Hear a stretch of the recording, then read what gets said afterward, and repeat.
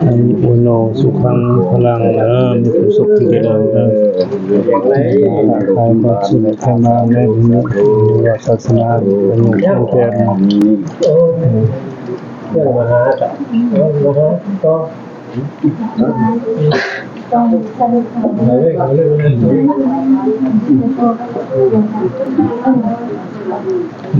วันโนสุขังพลัง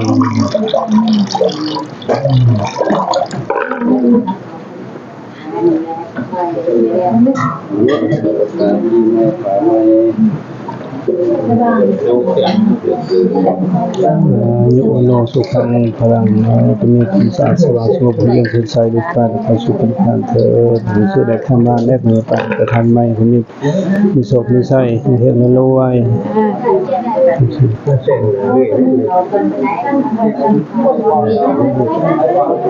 ยุโนสุขังพลังจะได้ทำให้คนมีโศกมีไส้ยุโนสุขังเกิดจากเด้อยุโนสุขังพลังมีความสุขมีเจริญยุโนสุขังพลังคุณสารสว่างสุขอย่างที่ใช้